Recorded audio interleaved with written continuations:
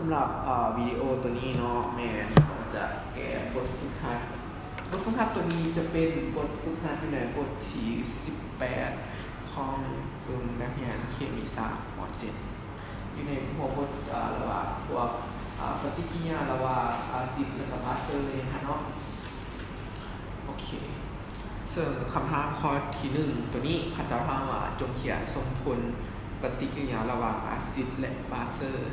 คืออยู่ในโจทย์เนาะเขาจะให้มาแม่เขาจะให้พวกบรรดาอาซิดและก็บาสเซอร์เนาะอยู่ในแต่ละคอ A B C D นี้แล้วให้เรามาเขียนสมผลปฏิกิริยาระหว่างอาซิดและก็บาสเซอร์โอเคง่ายๆเนาะมาเริ่มที่ข้อ A ก่อนเลยข้อ A แม่อาซิดกรอฮิดริกและก็การซีฮิดรอกซิดตัวนี้แม่เอามาปฏิกิริยาอย่างแล้วจะได้อย่างเนาะคำถามเราก็เขียนขึ้นมา HCl บวกกับ CaOH2 ตัวนี้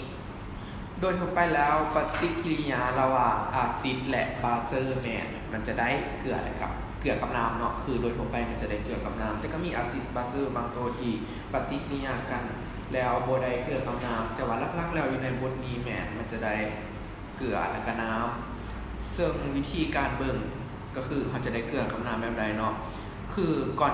ที่จะปฏิกิริยาอาซิดมันเนี่ยถ้าเบิ่งก่อนอยู่ในอาซิดเนาะอาซิดมันจะประกอบด้วย2ภาคส่วนคือหลักๆแม่นคือตัวทำอิฐเนาะจะฟังคืออาซิดเนาะมันจะมีไฮโดรแซนนั่นบ่แล้วก็เข้าอาซิดตัวนี้เป็น H แล้วก็ Cl เนาะและบาสเซอร์ก็จะมี2ภาคส่วนอยู่ในนี้คือกันคืออันทำอิฐนั่นแม่นการซีซึ่งเป็นโลหะแล้วก็ OH เนาะ OH ลบซึ่งเป็นจุตะเซียนของบาสเซอร์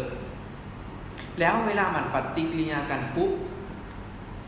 ตัวนี้เนาะการซีโลหะตัวนี้จะมาอยู่กับCl กลายเป็นเกลือแล้ว H กับ OH นี่จะอยู่กันกลายเป็นน้ำดังนั้นสมผลเคมีตัวนี้จะกลายเป็น CaCl แต่ก่อนเขาสิแต่กันยังบ่แล้วเนาะ CaCl เขาต้องมาเบิ่งอีกว่าค่าเคมีของมันเท่าใดซึ่ง Ca นี่เนาะค่าเคมีของมันแม่น2บวกเนาะส่วน Cl นี่แม่น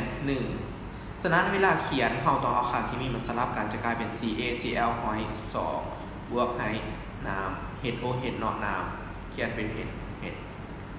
และบัดนี้เราก็มาสังสาโดยการเฮ็ดให้สมมุติเคมีมันดุลเรียงกันเนาะคือตัวนี้ CaCl2 มันบ่เอาเห็นตัว Cl ตัวนี้มี2แต่ Cl ตัวนี้มี1ก็เติม2ใส่นี้โอเคก็เป็น2 HCl เนาะแล้วเราก็มาเบิ่งน้ำไฮโดรเซนตัวนี้มี2ไฮโดรเซนอยู่นี้มี2มันว่าอยู่นี้ก็มี2แสดงว่าอยู่นี้มี4ฉะนั้นเราต้องตื่น2ใส่2คูณ2เป็น4มันบ่ฉะนั้นไฮโดรเซนก็จะมี4โอเคออกซิก็มี2ออกซิตัวนี้ก็มี2เพราะว่าห้อย2อยู่เนาะวงเล็บเนาะออกซิก็ต้องมี2น้ำฉะนั้นก็เท่ากันเนาะสังสารเรียบร้อยและตัวต่อมาข้อ B เนาะข้อ B แม่น H2CO3 เป็นอาซิดคาร์บอนิกบวกให้กับ KOH หรือกาลีฮิดรอกซิดก็คือกันเนาะมันก็มี2เบื้องคืออาซิดเนาะหลักๆมันจะมีไฮโดรแซนนั่นบ่แล้วก็จะมีตัวนี้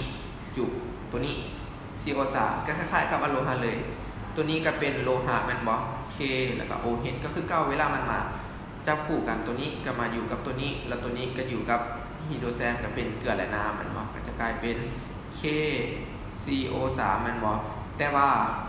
CO3 แม่นค่าเคมีมัน2ฮู้ได้จังได๋เฮาเบิ่งจากไฮโดรแซนห้อย2แม่นบ่เพราะปกติแล้วค่าเคมีของไฮโดรแซนแม่น1แล้วอันนี้มัน2แม่นบ่เวลามันอยู่นำกันแม่นบ่ H จะห้อย2 CO3 จะบ่ห้อยเพราะมัน1ฉะนั้นตัวนี้คือการกาลีแม่นค่าเคมี1ดังนั้นมันต้องเป็นห้อย2เพราะว่าค่าเคมีของ CO3 มัน2แล้วก็มาบวกให้กับน้ำคือกันเนาะเกลือและน้ำแล้วขั้นตอนต่อมาก็สังสารก็จะกลายเป็นเคอยู่นี่มี2อันบ่ฉะนั้นตัวนี้ก็ต้องตื่ม2ใส่CO3 มี1เท่ากันเนาะไฮโดรแซนตัวนี้2 4เนาะกับ2อันนี้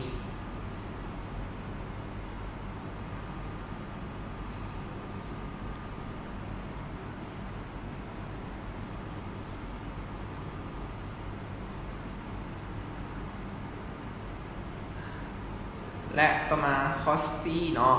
มัน HCl หรืออะซิดคลอริดริกคือเก่าเนาะบวกกับบารีฮิดรอกซิด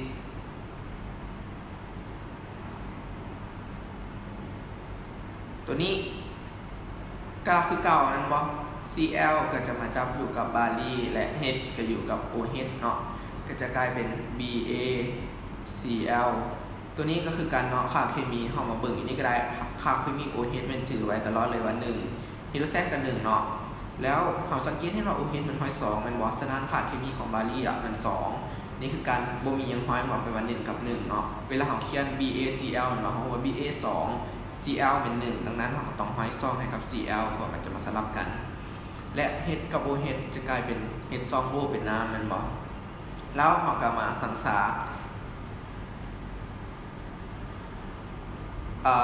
เริ่มจาก Cl คือเก่าเนาะเพราะว่า Cl ห้อย2ตัวนี้มี1กระตุ้มช่องใส่นี่ปุ๊บ